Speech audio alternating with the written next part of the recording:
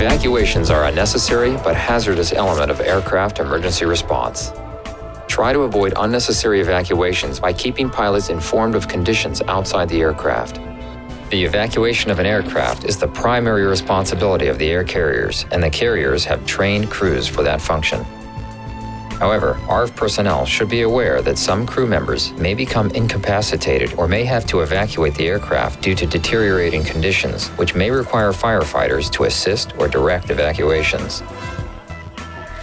Firefighters should prepare themselves by being able to identify the priorities of openings to be used to gain entry to aircraft, select the necessary tools and equipment to gain entry for a given aircraft and situation, demonstrate opening normal entry doors and emergency exit points for a given aircraft while wearing full protective clothing, identify potential locations for cut-in entry using reference materials, aircraft markings, or general guidelines for a given aircraft, identify the hazards associated with cut-in entry, identify procedures followed during an emergency situation by crews of air carriers operating at the local airport, and identify the procedures to be used to protect evacuation points.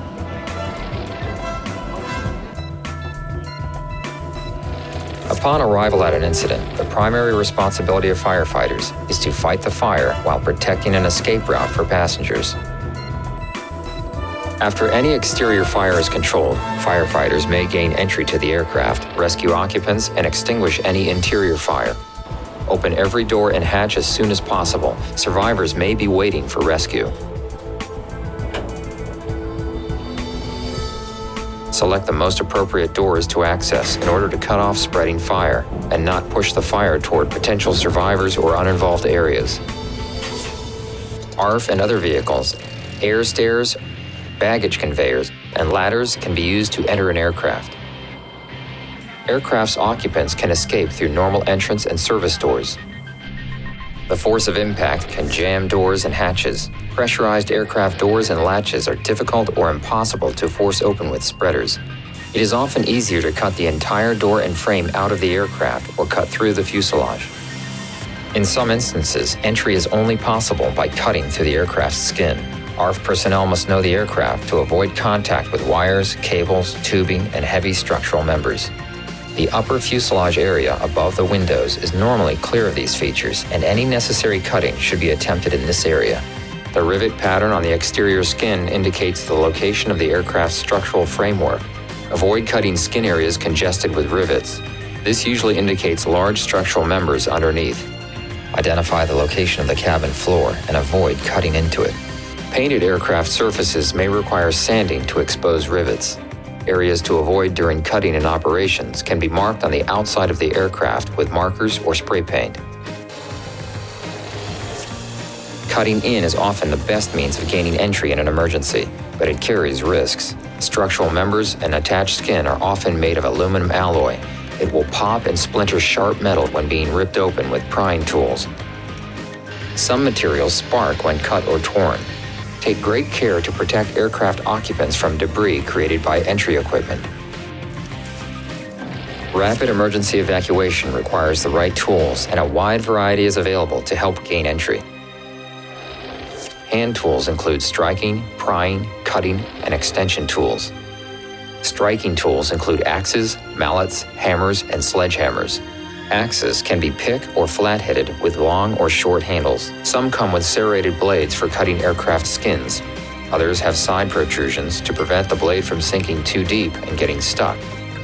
A pick-headed axe can make a hole large enough to insert tips of hydraulic separators into aircraft skin. A pick-headed axe can also break up pieces of smoldering combustibles and padded seats. A flathead axe blade can be used to cut aircraft skin by striking it with a sledgehammer. Axes can also be used to clean up jagged openings made by hydraulic tools. Prying tools include the pry axe, Halligan or hooligan, crowbar, pry bar, wrecking bar, Kelly tool, and claw tool. Pry tools can do a variety of jobs, including lifting and widening small openings. Cutting tools are the most diverse of the hand tools. In addition to axes, they include saws, knives, and scissor or snipping type tools. Most are designed to cut specific materials. When using cutting tools, always follow safety procedures strictly and wear proper protection. Hand saws are safer than power saws when working close to trapped victims, have less tendency to create sparks, and can be used in difficult-to-access areas. The most common handsaw is the hacksaw. When using a hacksaw, be sure to have spare blades. Various types of knives may be used, including pocket knives, harness or seatbelt cutters, linoleum knives, and razor knives. Snipping-type tools include rescue scissors or shears, tin snips, bolt cutters, and wire or cable cutters. Bolt cutters should not be used to cut hardened steel. The most common extension tool is the pike pole. It can be used for hooking, reaching, pushing, and pulling. They come in various lengths. It can be used to overhaul aircraft ceiling areas and pull down insulation. The outflow valve on many aircraft can be forced open to depressurize an aircraft using a pike pole. Although firefighters will use every type of tool, most work will be accomplished with power tools. Circular saws, hydraulic spreaders, cutters, rams, and airbags will be the most effective.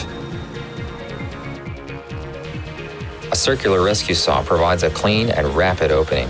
Circular saws should be rated for heavy duty and be equipped with several 16-inch blades capable of cutting metal. Circular saws sometimes produce flying debris and sparks. Victims in close proximity should be shielded, and rescue personnel should wear proper protective gear. Saws used around combustible material or flammable liquids, such as fuel, should always be used with the protection of a charged manned hand line. When cutting plastic or plexiglass, blades may heat or soften the metals, slowing the cut. Soft metals like aluminum may clog blades. Clean the blade by cutting a harder substance. Reciprocating saws have a straight blade that moves in an action similar to a handsaw. Often overlooked because of the ignition hazard, cutting torches are a rescue tool that can be used in limited applications. Under extremely controlled conditions, cutting torches can rapidly and easily cut through the strongest structural members. Cutting torches can be used from ladders and in areas too congested or inaccessible to larger power tools. They are a last resort tool when other options have failed. A wide variety of hydraulic rescue systems are available. They are hydraulic spreaders, hydraulic cutters, and hydraulic rams. Although they all operate in a similar fashion, they can vary significantly in weight, capacity, operation, and features. Spreaders are primarily used for prying, pushing, or crushing. With the proper grab hooks and chain accessories, they can also be used for pulling. Closed spreaders can be used to widen a small hole in aircraft skin. Spreaders rip, tear, and roll aircraft skin, creating a jagged opening that may need to be padded or bent back with another rescue tool. Once spreaders have opened the skin, hydraulic shears can be inserted to cut formers, longerons, and other structural members. Two rescuers working in tandem, one using spreaders and the other using cutters, can make a good-size opening in a reasonable amount of time. Rams are available for straight pushing operations. They can also be used to pull, but the closing force is often half the pushing force. Common pneumatic tools using compressed air include air chisels and airbags. Pressurized air can be provided by vehicle air brake systems, apparatus-mounted air compressors, SCBA cylinders, and cascade systems of multiple cylinders. Air chisels are pneumatic impact hammers that drive a bit that cuts, penetrates, or drives in a plug. Air chisels can be used for cutting medium to heavy gauge sheet metal. They can pop rivets and cut bolts. Its lightweight means it can be safely used from a ladder. Air chisels are highly effective on plexiglass and Lexan windows with a wide cutting tip. Another type of pneumatic tool, airbags, are used to lift or stabilize objects. Most are relatively lightweight and easy to maneuver. The shorter the lift, the maximum the lifting capacity. As the bag is inflated, the lifting capacity decreases. Knowledge and practice with entry tools means you will know which tool to use in an emergency situation and how to use it effectively.